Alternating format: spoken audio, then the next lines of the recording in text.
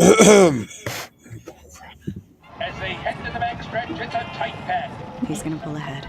The TwinSpires expert picks were all optimistic. You've got the best speed rating in the field. Don't fail me now. Man, I love this horse's name. And from far behind, here comes Frank. It's neck and neck. Frank is winning. Frank wins. Yes! No matter how you pick your horse, bet with TwinSpires, the official betting partner of the Kentucky Derby. Get your money back if your horse finishes second or third in eligible races. Welcome back to the TwinSpires Jury. It's a special edition of the jury ahead of the 151st, I couldn't say that, Kentucky Derby and Oaks. And I am Ashley Anderson here with a whole lot of people. We've had a petite jury with Nick Tammaro and I the last couple of weeks, but now it's a grand jury. We've got Disney, Darin Zoccali back in town, James Scully on the muscle, Nick Tammaro, of course, Nikki T from H-Town, that's my soprano's name for you, and Joe Kristufek, Joey K, as we know him around here.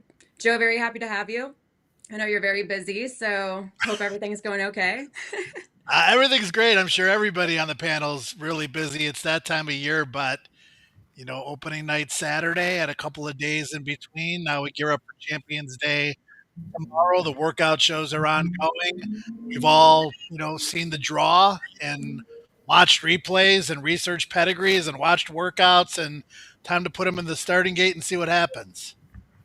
We're going to give our picks for the Kentucky Oaks and the Kentucky Derby, but before we start, we have all access coverage going on. Well, we've started it since the last couple of weeks, and we'll have all of us here and more doing all access coverage at the track, backside and trackside. And then we also have some promos going on, so I'll kick it off to Darin to tell us about that. Yeah, obviously this week all about Churchill Downs, and not just Derby Day. We have a full week of racing, and it already kicked off on Saturday, as Joe alluded to. And we have a money back. It's every single race at Churchill Downs, every day of this Derby week, up to $10 for your money back if your horse runs second or third. So be sure to be opted in and have an opportunity to collect if you get nosed out, beat at the wire, have a tough beat. We're happy to give you back that $10 here at TwinSpires. It's our customary Derby Week offer takes center stage, and you're not going to find this at any other ADW site that you visit, with the exception of TwinSpires. So be sure to be joining, signing up, and playing along with us. All right, well, we'll kick right off with the Kentucky Oaks. It is race 11 on Friday, a mile and an eighth for 3-year-old fillies. Post time is 5:51 p.m. Eastern time. And Joe, since you are our special guest, we don't see you often, I'll let you start things off. What is your pick in the Kentucky Oaks? Well, we're going right to the picks, huh? Well, I have a pretty strong opinion on the Oaks, stronger opinion than I have on the Derby, which I know we'll talk about a little bit later, but I love Quiet Side. I mean, I love her. Good cheer 6 for 6. I don't think she is invulnerable in any way, shape, or form. Basically, seen every one of her races from Kentucky to Louisiana, and she's good. And I think she'll appreciate a mile and an eighth. And I think she'll probably get the pace in front of her that she's looking for. But again, she's 6-5 on the morning line. It's a 14 horse field. She doesn't always break great from the gate. What kind of trip is she going to get? There are some other legitimate fillies in here, but I just think Quiet Side from Pose 14 is going to fall, hopefully, into the trip that she wants. Hopefully doesn't get hung wide on the first turn. I think that Jose Ortiz can, break and settle and let some of the other horses go. There is lots of speed drawn to her inside.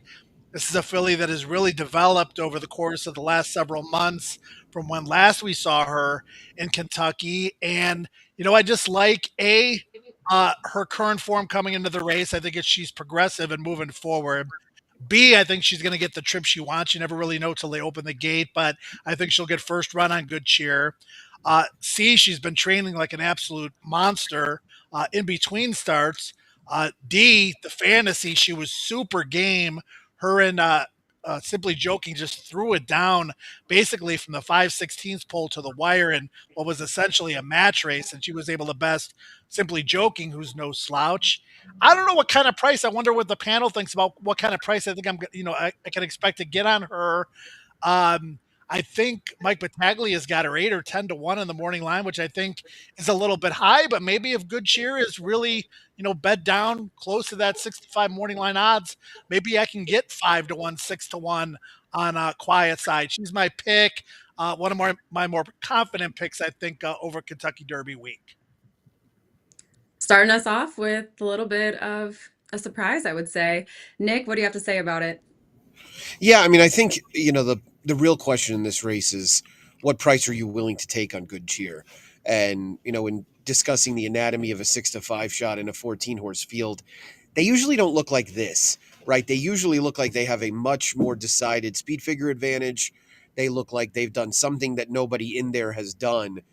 I think Good Cheer is going to win this race, but I also think she's bad value. And I think you can believe those two things at the same time. I think she's probably better than the majority of these horses. I wish there was another proven closer that I felt some confidence in, one that had run, maybe a little bit faster race. Good Cheer, I think part of the reason why she debuted at Horseshoe Indianapolis last year is because she's not flashy. She's very workmanlike. She's a grinder. It looks like distance is really something that's going to help her as time goes by. But as you're seeing here in the Fairgrounds Oaks, I mean, there's nothing overwhelming about this, right? She just wore two overmatched horses down and pulled clear with each and every stride. Each race has sort of been a carbon copy of itself going back to September. So I think she's going to win. I think the long shot, the two prices I'd be trying to squeeze in there are Take Charge Milady and Bless the Broken. And you can see, based on the running profiles of those three horses, I think it's going to be a fast-paced race. I think that's likely going to take a toll on a number of these horses that want to be forward. So I wish I had a more clever opinion. I guess my clever opinion is to try and get one of those two long shots in the exacta. Let's see, Darin, who are you going with? Yeah, I'm actually a combination of Joe's thoughts and Nick's thoughts. I do think Good Cheer is the most likely winner of the race, but if you're going to bet on her at even money, you're essentially saying that she wins this race 50% of the time. And I think that's a difficult proposition in a 14-horse field. I have similar knocks to her that I have to journalism related to the fact that, she's beating short fields. She's going to get tested here against a large field of 14. She's going to have to navigate her way through traffic more so than she has in the past. And I'm not saying that she can't overcome all that because she's the best filly in the race, and I think she's proven that. But again, it comes down to value, as Nick said, and what type of a price are you willing to accept? At the same point, I agree with Joe's take on Quiet Side, who's also my pick in the race from the outside draw. I wish she would have drawn a little bit better, but I do think Jose Ortiz is going to navigate his way to a good spot, sitting in that first flight of stalkers and get first run on some of the speed. And there does seem to be a good amount of speed down to the inside. Her race in the Martha Washington, where she was a beaten favorite at 1-2, I thought she had an abysmal trip that day, where she got stuck down inside, then got rushed up in between horses and had to kind of make two moves, and probably was one of the worst races, or maybe the worst race that she's run in her career. And then she followed that up with, I thought, with two excellent professional races, beating 5G, who's a contender in here, and beating Simply Joking, who's a very fast filly as well. So I think she's battle tested. I think she's proven, and I think she's the next most likely winner of the race. And I also agree with Nick's take on Bless the Broken, who's the long shot that I'm also trying to get involved here at a big number off a big win in the Bourbon at Oaks, where she rated in mid-pack, made a good middle move, got to the front, leveled off nicely, and drew clear, and also has a good runner-up performance behind Simply Joking 3 starts back. I actually picked Take Charge Milady in her last start, but listening to Ken McPeak, and you can get some of that interview today at the TwinSpires Twitter account or X account, where he talked about that they need to monitor that foot abscess to see if she can make the race, because there is a chance that she might not. So still have to kind of look and see what kind of shape Take Charge Milady is in the coming days as she tries to get past that foot abscess. But for me, Quiet Side is going to be my play to try to slightly upset the apple cart of Good Cheer. James, I think it was on the round table you mentioned Bless the Broken as well as a long shot play, but who is your top pick in this race? Well, I've been wanting to pick against Good Cheer, pretty much all year. But ultimately, I do think the race is going to set up perfectly for her. I think Simply Joking's going to show speed from the inside, and you got Lacara and 5G that are going to be hustling also. And I just really have some questions surrounding a couple of these horses that are going to be just really Lacara and Quiet Side. Quiet Side, I saw her race in the Goldenrod. She was second in that race last year, last fall, but it was really sort of, she's run two good races at Oaklawn Park, but those races were far from overwhelming in my mind, and I want to see her prove it outside of Hot Springs. So the way I'm going to look to play Good Cheer is I'm going to try to work some prices underneath. I do like Bliss the Broken. I like Ballerina Dioro. I think she'll be improving her second route start this year for Chad Brown. I'm going to use Tenma. I'm a fan of Timba taking a big step forward off of her last start where I don't think she was, ready for a top effort that day. And even though she won, it wasn't pretty. But I think she's going to move forward significantly off the Santa Anita Oaks. So I'm just going to work some prices. I'm going to try to beat Lacara and Quiet Side underneath Good Cheer. And then I will I'll sprinkle Bless the Broken, Ballerina Dioro, and Timma in some multi-race bets as a saver. I feel like I'm pretty similar to you, James. I find little reason to play against Good Cheer here. She really does seem like the best 3-year-old filly, and she got a good draw post 11. Luis Saez seemed really excited about it when I talked to him on opening night, and I know Brad Cox said he wanted an outside post. They got exactly that, so I can't play against her, but Tenma would be my choice as well. I know Darin has already told James and I that he does not like this play whatsoever, but Tenma has the best dirt speed figure among the field. It happened as a 2-year-old in the Starlet Stakes, but I think she certainly can sit right off the pace and win this race as a decent price. And Bob Baffert did seem a little like he was underplaying her in the interview I saw with Rosie Napravnik that we have out on our social channels as well, but I still think that she's in play here. So I'll include her in my exotics, and I like Simply Joking as well. Take Charge, My Lady. I was similar to you, Darin. After I saw the interview today, I was a little concerned about playing her, and so we'll wait to see what happens with that foot abscess, but she did close really well in the Ashland, so I thought that gave her a good shot here at 1 1/8 miles. All right, are we done with the Kentucky Oaks, or anyone have any final thoughts before we move on to the Kentucky Derby? All right, let's go to Saturday, May 3rd. It is race 12. Post time is 6:57 p.m. Eastern time. And Darin, since you had Mystic Dan last year, I will start things off with you in the Kentucky Derby. No pressure to build off of that. Yeah, I mean, look, we're recording this live on Monday, so certainly have a right to change our minds going forward. Look, I have to handicap this race like I see it on paper. There's a ton of early speed, and there's a ton of speed on the inside. I've seen some people say that sometimes when we see this in a race, the speed never materializes and somebody steals the race on the front end. If that happens, it goes against everything that I see in the past performances, because not only is there speed and there's speed inside, but there's speed from horses that just simply want to go to the lead. And if they don't make the lead, they don't run their best race. And that includes Citizen Bull, that includes Rodriguez, and that includes East Avenue. And East Avenue, we saw at the start of the Bluegrass Stakes, wasn't just going to the lead. He was hell-bent intent on making the lead that day. So if that's the situation that we're going to see once again, and we're also going to see the likes of Citizen Bull and Rodriguez firing out with others, I don't see how there's not a fast pace in this race. And with that, I do like a couple of the closers. Burnham Square is a horse that's not flashy at all. And I understand the take on him being that, he's consistent enough and he runs his race the majority of the time, but somebody at some point is going to just jump up and run a better race than he is. I respect that opinion. I understand it. But I think he's going to get a favorable pace scenario. His speed figures are steadily improving throughout his career, even in the race that he lost 2 starts back. He came from a very difficult spot to run down East Avenue, who was on an uncontested lead on a track that he loves. And I think the Bluegrass that he ran is being undersold somewhat.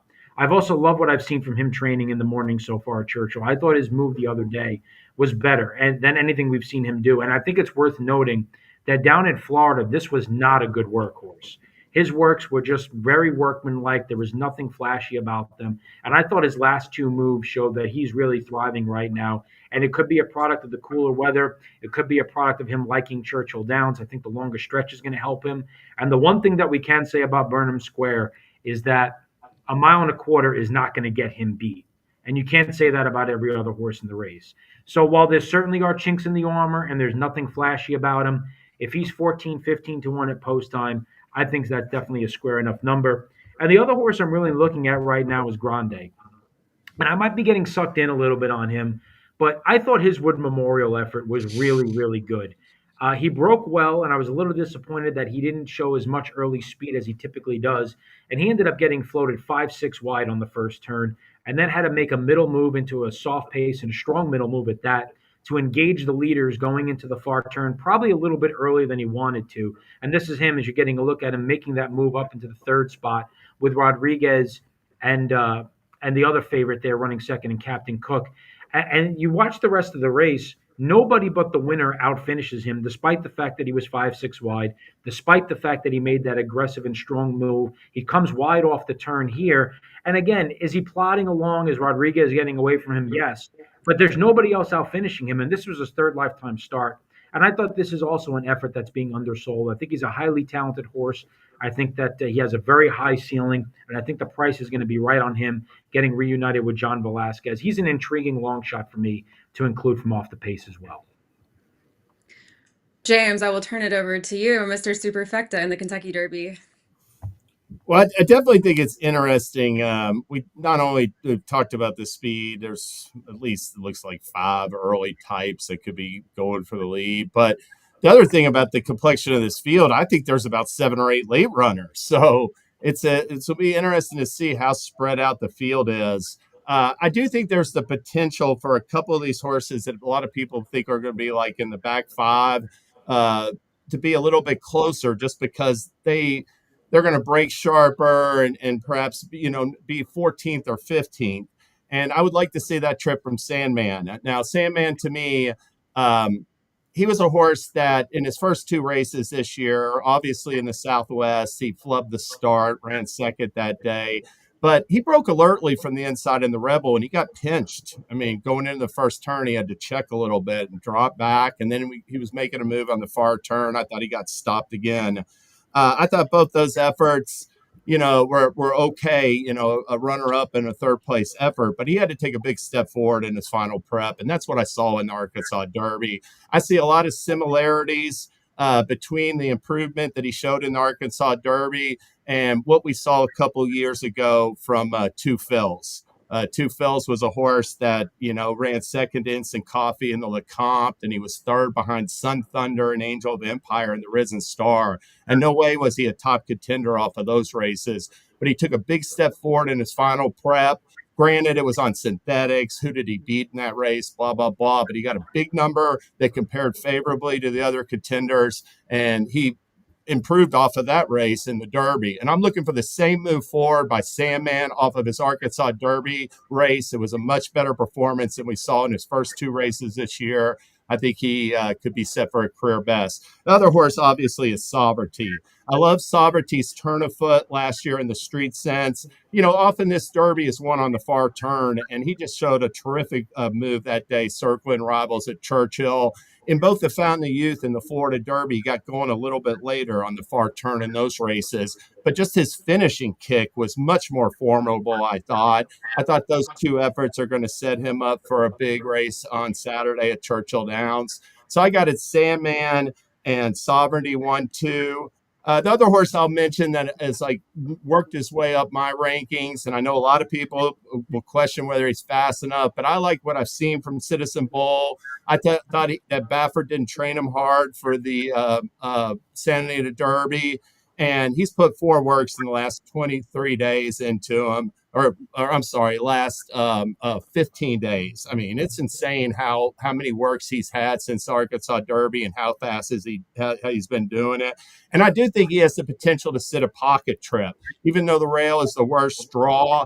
He's got his stablemate Rodriguez, who's shown, he can't rate off horses. And I think that he's going to go maybe float the field out a little bit into the first turn. And if Citizen Bull's if he can work out a trip, I think he's got a chance to outrun his odds. This morning he put in 5 furlongs and 58 2/5. So definitely. Yeah, and he's he went 6 furlongs in 111.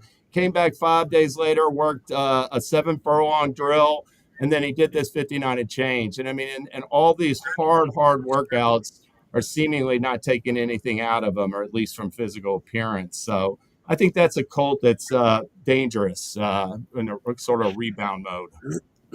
Joe, you've been there for the mornings to see these workouts. Who's impressed you, and is that playing into your top pick? I mean, I got a lot of opinions in this race. Just you try to visualize how you think it's going to play out. We all know that, the majority of the speed is drawn inside. Owen Almighty's drawn in 20. What East Avenue's drawn in 12. East Avenue, rate off a few others that are going to go in front of him. We haven't seen him do it yet. Citizen Bulls on the rail. Baffert talked about taking the blinkers off, decided to leave the blinkers on. I think the rail draw is actually good for him. The 20 horse starting gate, you're not as close down onto the inside as you were prior when we had the auxiliary gate. And Rodriguez drawn in post position 4. And James talks about Citizen Bull maybe accepting a pocket trip. I don't think that's the case. I think he goes, and I think Rodriguez is the one that maybe tries to float out some of the other speed. Could you imagine on that first turn if some of that other speed gets floated out and Citizen Bull gets a big jump on the field going in and out of that first turn, and then utilizes the stamina that he's built up in the mornings? I mean, that's kind of what I'm seeing in my head. You never know how it's going to play out in the Derby. That being said, I agree with Darin's take on Burnham Square. He's really grown on me since watching the workout show. And, you don't like to get caught up too much in the workouts because you still have to prove it in the afternoons on the racetrack. But, just talking to Ian Wilkes and, how he's campaigned this horse, if you go back to the barn and you look at him, he certainly doesn't look like a Kentucky Derby horse next to some of these monsters that are in the field. But he was really good in Florida earlier in the year. He had a little bit of a disappointing fountain of youth. Came back in the bluegrass and was relentless, getting up in just the nick of time to beat East Avenue, as we see there. And he's just bounced out of the race so incredibly well, despite the bluegrass being run a few days late because of the weather. He's moving up. I think Sovereignty is going to run his race, as James mentioned. Tough to go against journalism, but again, this is a betting game. That horse is doing nothing wrong. He should get the trip he wants. He's got a great post, et cetera, et cetera, et cetera. I'm not telling you anything that everybody out there already doesn't know, but in a 20 horse field, it's tough to go with the favorite. I think Final Gambit's going to run well. I've been impressed by the way he's trained on the dirt at Churchill Downs, when he looks like a synthetic horse on paper. He's going to be running late. I like Sandman to an extent. I think that the stamina certainly isn't going to be an issue for him, but I also don't think he's quite there mentally in a 20 horse field on a big day like that to really get excited about betting him. Darin, you really think Burnham Square is going to be 15-1? I don't know, because he's the bluegrass winner, and it just from talking to people, they're like, the general take on him is, yeah, he's nice, but he's never jumped up with like a huge race. So I get the impression that people are going to be more enamored with the Sandmans of the world, and I don't know what kind of money the Japanese horse Luxor Cafe is going to take after Forever Young's effort last year. Someone's going to get overlooked, and I'm kind of hoping it's Burnham Square, I guess. Yeah, I mean, Luxor Cafe, again, you watch his replays, he looks good, but it's just tough for somebody like me to really have a strong hold. There's no point of real strong comparison for me versus watching all these other horses, knock heads and all the preps all year long. I do think the strength is coming out of Florida, though, the overall strength. I loved Pan Street before he got hurt. And obviously some of the other contenders in this race were campaigned in Florida during the course of the prep season. So, as a public handicapper, you could pick journalism and take the best horse and the horse that you think has got the best chance to win. But if Burnham Square is going to be upwards of 15-1, not going completely on the record yet, I'm going to seriously give him a major consideration. I think I just heard your cat, Joe. Yeah, you probably saw her earlier too, maybe. Yeah, making her presence felt. All right, Nick, I am going to turn it over to you. And I have a feeling we might have similar picks, which is why I wanted you to go right before me. So let's hear it. It looked like Jinxie Cat, right? He left her at home with no food, water, or toilet. Anyway, so yeah, look, my odds-related hot take, and I think that this panel might be a bit of a microcosm of it. I think journalism is going to go off higher than his morning line. I think there are just enough holes to poke in him, and I think there are a slew of alternatives. And that's what leads to horses going off at higher prices than are expected. I would take under 15 to 1 on Burnham Square at the end of the day. I'm not saying how much under. A horse that I think can win this race, and everybody seems to have soured on him because he couldn't get by a horse that had outworked him all winter, is Tistastic. And I believe Steve Asmussen that this horse has always been built for distance. He's never been particularly flashy in the morning. I think he looks like kind of a poor man's Epicenter, maybe a broke man's Epicenter, but we'll see if I join those ranks afterwards. But he feels like the horse to me that's going to be a big price that I want to bet. I like Burnham Square. I have no issue with him whatsoever.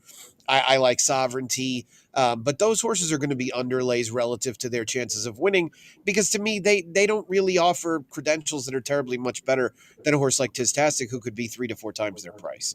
So I'm going to use a bunch of them. I'm not going to use any speed horses. James, you can find me at Churchill Downs and resuscitate me if Citizen Bull wins. I don't that horse. Same here.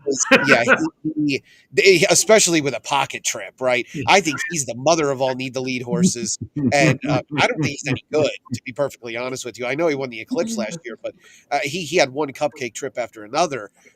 With that said, I should be careful about scoffing at anybody in a race like the Derby. I think the problem you run into here is that, in my opinion, you have 3 absolute stone cold need the lead horses. Well, 3 horses can't share the lead around the track. So 2 of them happen to be trained by the same trainer. The other one is East Avenue. The variable in this race in terms of ensuring the pace stays strong, and I think it's extremely likely that it will, is American Promise. Because American Promise is going to get ridden out of the gate as well. So Rodriguez he could set a screen like Karl Malone, and it's not going to stop American Promise. And that will ensure a fast pace, because I have a feeling both East Avenue and Owen Almighty are going to be ridden passively from out there.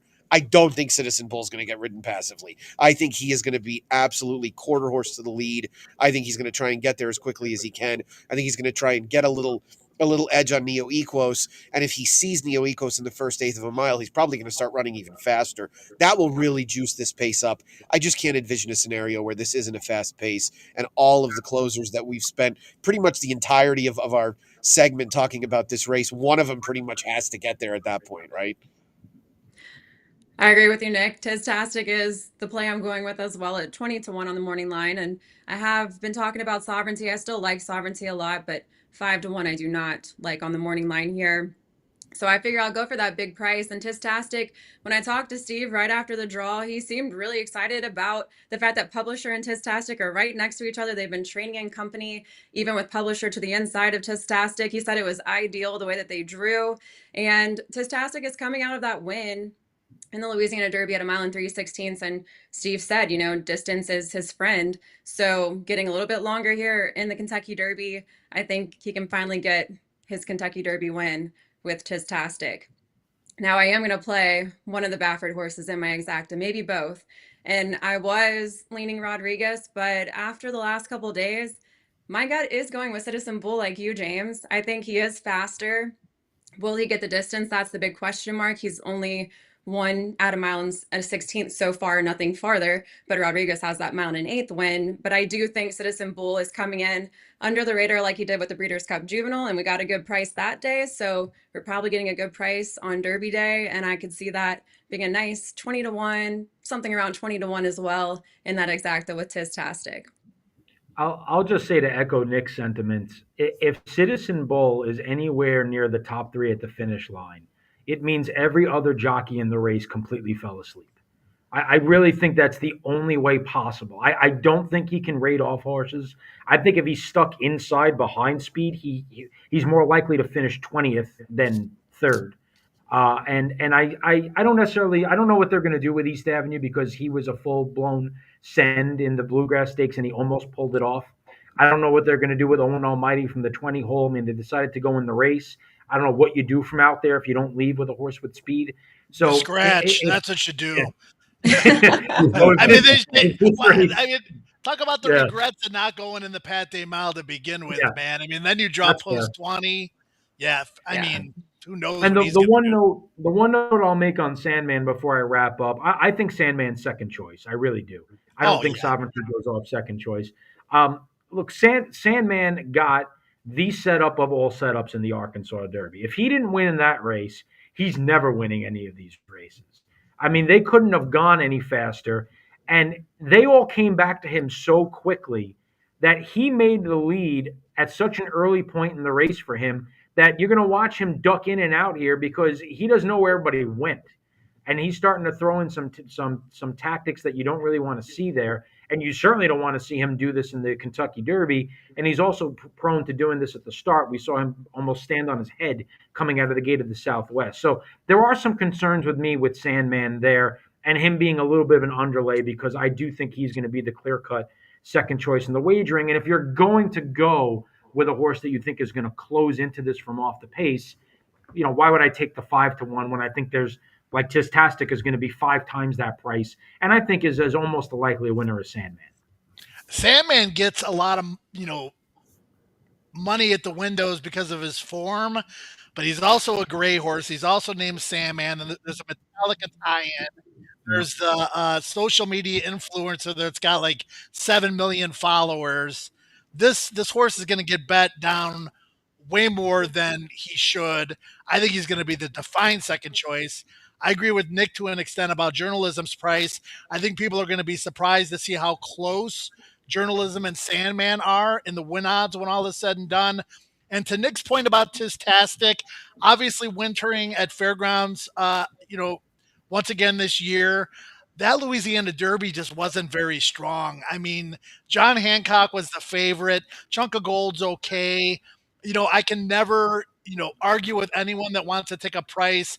I think Tistastic's probably going to be closer to twice his morning line than the actual 20-1, and he should be finishing, and he should like the distance.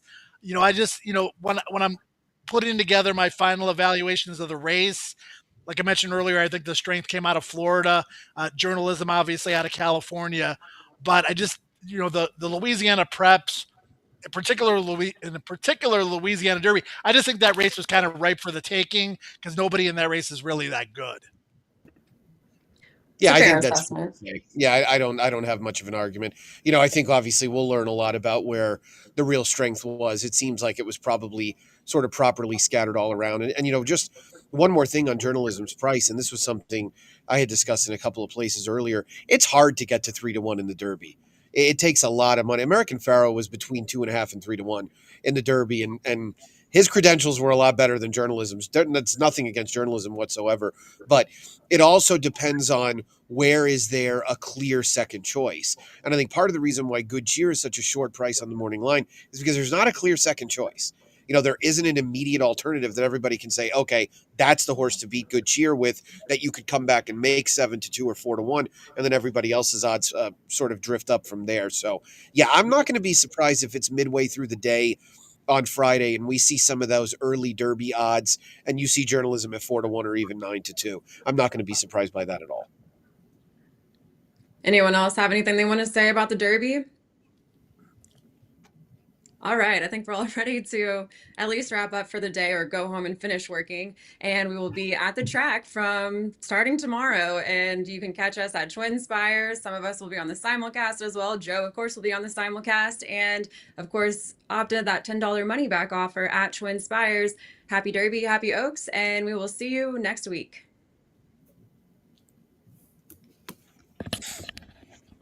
As they head to the backstretch, it's a tight pack.